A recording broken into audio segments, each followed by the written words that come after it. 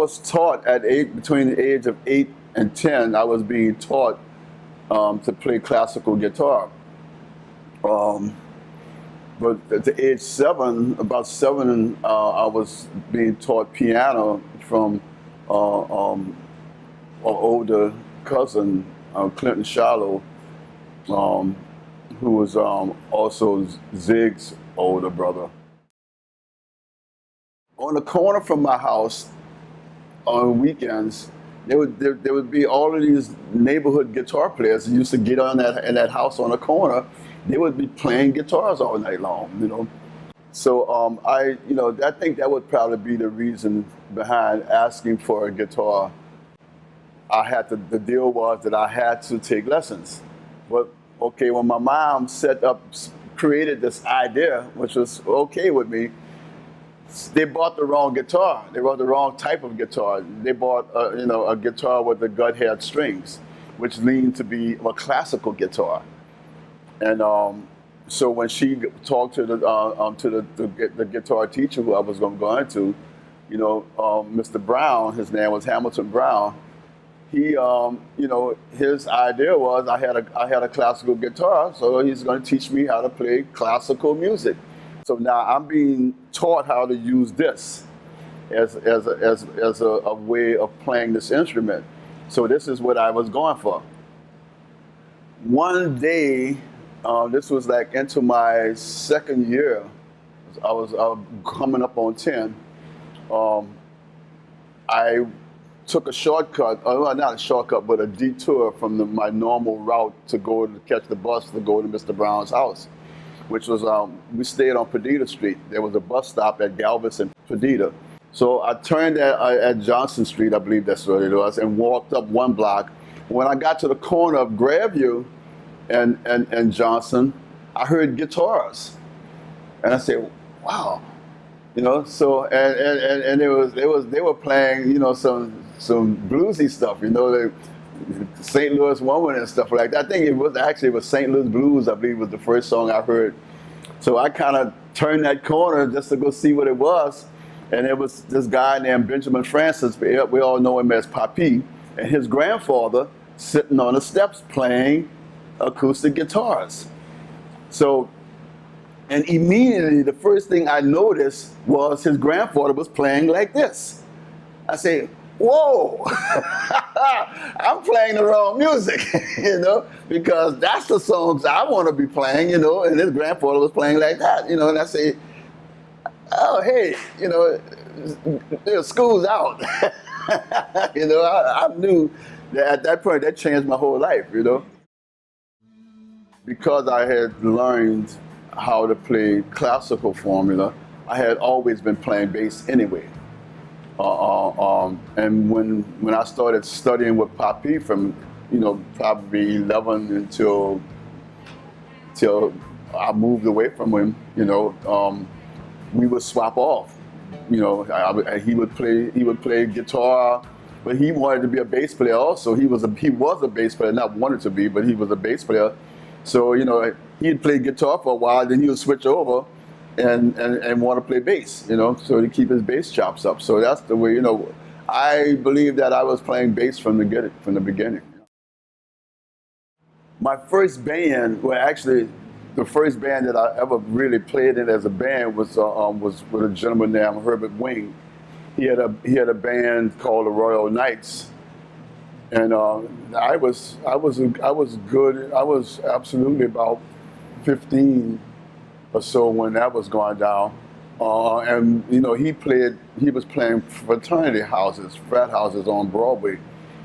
And that's how I got to meet Earl King and Benny Spellman and Ernie Cato and Tommy Ridgely, because Herbert's band would be the house band, and the frat houses would bring in different artists.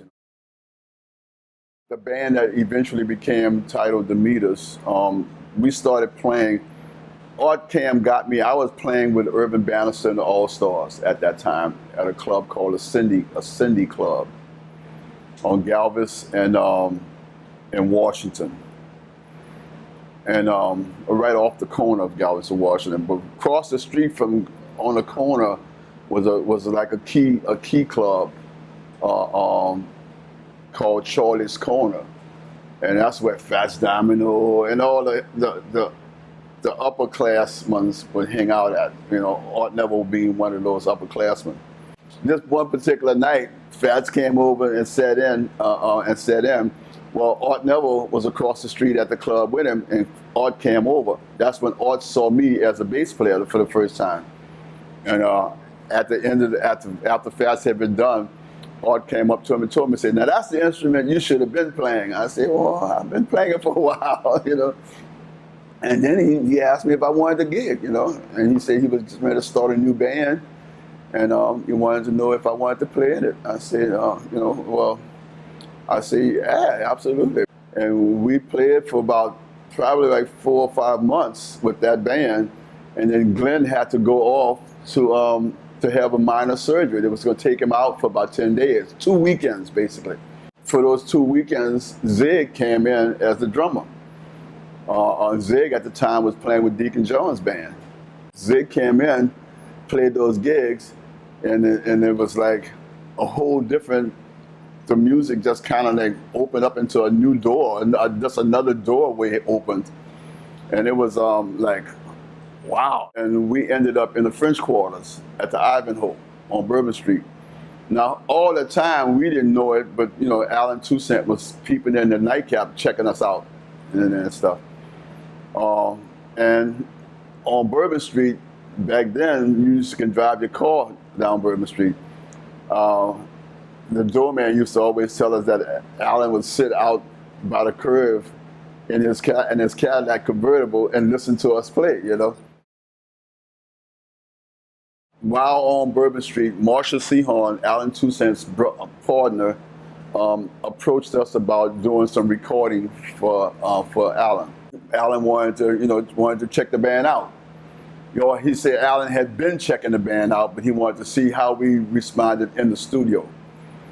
And so we went into to the studio, and it was Cosmo Matassa's studio over. It was called Jazz City. It was a warehouse on Camp Street. We started doing these recordings with Alan behind different artists that we didn't even actually know who the artist was. It was just, we were just doing sessions behind, just doing bunches of songs. Majority of those songs ended up in Lee Dorsey's camp. But it was probably, after working with Alan as a rhythm section on, you know, probably 60, 70 songs, one day Marshall Sehorn just told us, he said, "Why don't y'all just lay down some tracks? Just lay down something," you know? And so 4 songs got recorded. Sophisticated Sissy, Here Come the Meter Man, Sissy Strut, and Sehorn's Farm, the 4 original songs recorded. Marshall went out and made a deal, put that music out on Josie Records. And, you know, and the next time one day we were called, we were summoned to the studio, thought we were going to the studio to do a session. We came to the studio, he had checks for all of us and a contract and a 45, you know, saying that, here's your new record. Y'all have a new album, a new record out, you know, it's a 45, and it's gonna do good. And I want to say we did 3 records with Lee Dorsey. We did, there's a few names that come up, but Everything I Do Gonna Be Funky, that was one of the good ones. Sneaking Sally Through the Alley, the original version. And we also did the Sneaker Salad Through the Alley with the Robert Palmer sessions. The Lady Marmalade record with Patti LaBelle. We did a record with Betty Harris. You know, we did a couple of British artists that got sent there to Alan. We did a Canadian guy, Richard Newman, better known as King Biscuit Boy. Several projects with Earl King. Well, one really well-known one was with the Street Parade one. We did a session behind Aaron Neville, and we also did a session behind Cyril Neville. 4 songs behind Cyril, and I think it was only maybe 3 or 4 songs maybe behind Aaron. Yeah!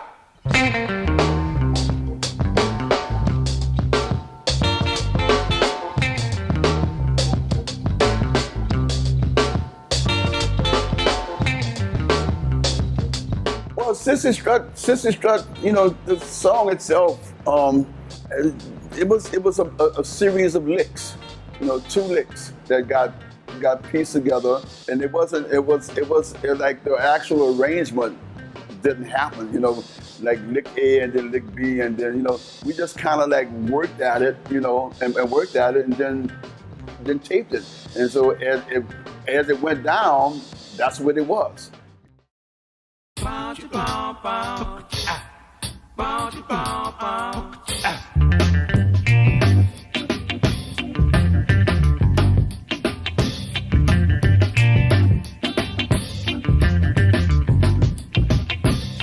Well, there's one really good story about one really, really good song. The song was called Look a Pie Pie. And we were on our way going to Atlanta. We blew a piston in our station wagon. And the station wagon was making this sound. And that's the sound it was making. And so, you know, and we hearing this sound after so many miles, because we had probably a good 100 miles to go, you know, on that burnt piston. So Zig started beating on the roof of the car, and Leo, and we started singing, bounce, bounce, and the engine was booked to it, and we bounce, bounce, and we sang that for 100 miles, you know. We got to the studio, and Leo came up with the licks, the 2 licks, and the song was history.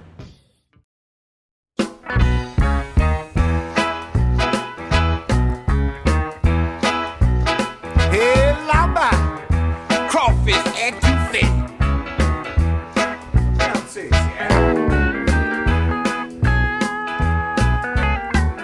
They all ask for you. Zig brought that to the table, and as he recalls, his parents, they used to have house parties, and during the course of the evening, you know, at the end of the night, there was this music that would get sang. This song would be "They All Ask for You," but they used, you know, dirty words. You know, it wasn't the Monkees. You know, there would be the Monkees, you know, rectum. You know, so they would be, you know, but they would be, you know, instead of like we say the Monkees ask, it wouldn't be ask, it would be the other word, you know. And you know, and so that's the way that song originated in Zig's mind as he remembered it, and he taught it to the rest of us. Sissy Strut, and I think Look a Pie Pie and Dry Spell all made it over to the top 100 pop chart. All 5 or 6 of those songs rose in the R&B charts really high. There was a tour that got put together to go to Europe, but it was Dr. John, Professor Longhair, Snooks Eaglin was supposed to go, and he backed out at the airport, and the Meters. And the Meters was going to be the house band behind everybody except Professor Longhair. That was our first introduction to Europe, and Europe's first sighting of the Meters. And it was like, we opened the show, we played our gig, and the response was like, well, overwhelming. And then we brought on the other artists and stuff. At the end of the evening, there was a meet and greet for the Meters only. No one else was invited to this meet and greet. And at that point, we met the whole entire European royalty, musical royalty, from the Beatles, the Stones. At that time, it was Faces. Sylvia Neville eventually joined the Meters, and that happened because of a Rolling Stones tour that we did in '75. It was brought to us by, at the time, a tour manager named Rupert Surkoff, who had him and Marshall had been powwowed, and I can't tell you exactly what it was, but the end result was that we needed a front singer to compete with the Rolling Stones. We just couldn't go and be the four of us like we've been living most of our lives already. And Rupert had the ear of Art, and as far as Art was concerned, he had been trying to move his brothers into this band from probably the second year that we were together. So he wanted a Neville Brother band, but he really wanted the Meters to be that Neville Brother band. That was his dream, and I can understand that. I can dig it. The problem that the three of us had, was that if that was to happen, then we would no longer be the Meters. We would end up being what the Neville Brothers turned into, a Neville Brothers band. So the band, we fought that idea, but doing doing 75, having Cyril come in as a conga player, and at the time he wasn't even a conga player, he wasn't a percussionist. They just, he didn't want to be out there by himself without doing something, So so they settled with them playing congas, and he played at the congas, and but he did mostly what Rupert and them wanted him to do, is be the front man. While doing the session, the New Directions record with David Rubinson in San Francisco, Rupert Surkoff gave us a contract. It was even thicker than the first one, and wanted us to sign this contract.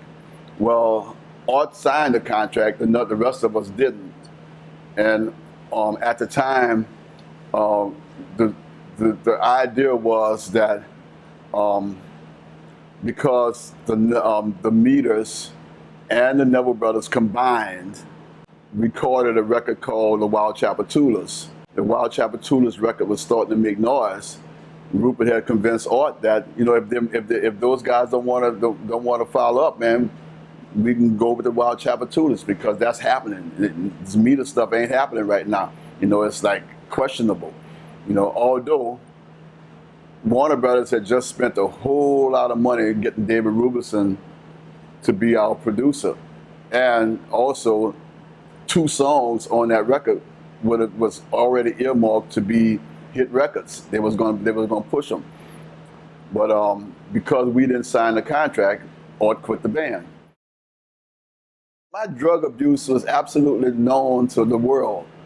I've made many statements about it, and I'm very comfortable with with the fact that I'm something like 28 years sober. I'm around it every day or every other day, and I have chosen not to use it. I came home around 9 o'clock that morning. Had been out all night, hanging and running the streets and snorting cocaine, drinking alcohol. I got home. My wife needed the car to take my daughter to church, and in my stupor, I didn't really put words together. But all I could just remember was my wife saying, "Come on, Trina, let's go. We got to get out of here. Come on, let's go." And that just looped in my head. And I wasn't looping in my head that she was going to take Katrina to church. It was looping in my head that they were leaving my life. And that was the part that made me realize that this has got to end. Right after I got sober, I was playing with David Lasty in the Taste of New Orleans at a club called Storyville, and Phil Parnell, keyboard player, got a gig uptown at a club called on Chapatula Street called the Absolute.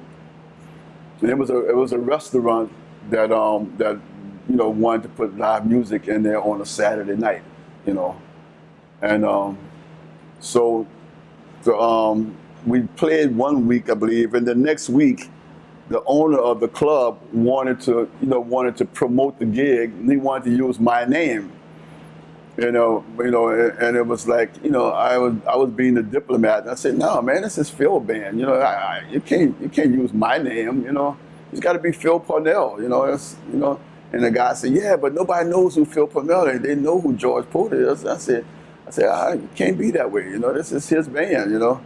And I was very adamant that it wasn't going to be George Porter band, the George Porter Trio. And so the guy came, he said something like, he said, oh man, you guys partners, aren't y'all running partners? And I say, hey, that's a good name, Running Partners, And so that's how the Running Partners band began. It was a trio. It was Phil Parnell, Bernard Johnson on drums, and myself.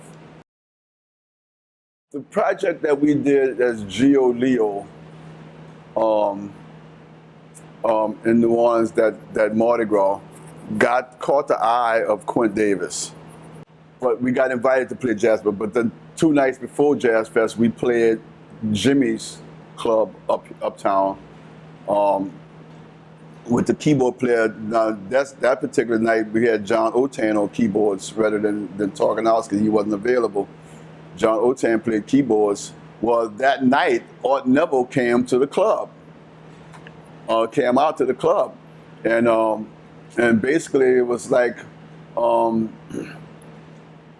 we start a song off. Otan would be on keyboards and Art would tap on his shoulder and say, I remember that, and he would play the song, and then he'll get up and John would sit back down again, and it happened almost the whole night. Art kept tapping John on the Otan on the shoulder, and Art would sit down and play keyboards. So it actually happened at Jazz Fest when we played the gig at Jazz Fest. And Art showed up at the gig at Jazz Fest, and he sat in with thing. So after Jazz Fest had passed on, we Leo kind of said, man, we ought to start playing together again.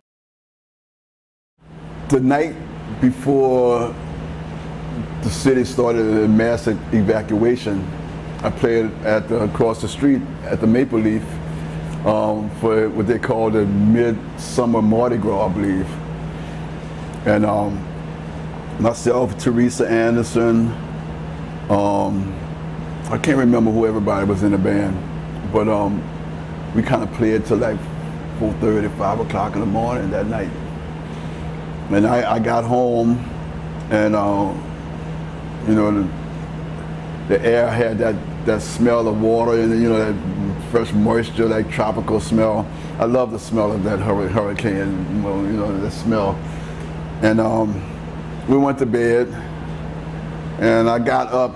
No matter what time I go to bed, I'm usually up by 9:30, 10 o'clock in the morning. So I get up this Sunday morning, go downstairs, and I want to go sit out on the gazebo. I had my little tea. I want to sit out on the gazebo in the swing. And my wife was in the kitchen cooking, and I'm sitting in the swinging, and my granddaughter came out. She sat down next to me, and she looked up at me, and she said, "Grandpa, when we leaving?" And she just had that frightened look in her face, in her eyes, I say, "Right now." I've never left the city for a hurricane before, ever in my life, but my granddaughter was afraid, and I said, "Let's go." We ended up in Tuscaloosa, and a friend of ours said the Nevilles had left that Friday night. So we were like, we did we took what normally would be 5-hour drive. It took us almost 12 hours to get to Tuscaloosa, and we stayed in Tuscaloosa, and the storm caught up with us up there. We were on Interstate 20 headed towards Charlotte. My mom called me up on the phone, and she said, "Where y'all at?" I said, "We were right outside Atlanta." She said, "We had just got we passed through Birmingham and gotten on 20." And she said, "We're right up, we're not far from Atlanta." She said, "Turn around, come back." I said, "Come back where?" She said, "Come back to Donaldsonville. We got room out here, and come on back to Donaldsonville. Everything is all right down here." So that's what we did. We turned around. We had 4.5 feet of water on the first floor of both houses. Our use of syncopation, of allowing space between the notes, I believe separates what we play here in New Orleans versus what gets played everywhere else. So I believe that's, that's what, if that's the thing that makes it identified as funk, then that's what it'd be. I would have to say syncopation is the word that's missing from the concept of funk. I'm gonna gig until I really can't anymore. I don't foresee, I might spend more time in the studio producing and writing and stuff. I'm not gonna say, but I'm not gonna stop gigging. No, I'm still having too much fun doing this. I still like playing.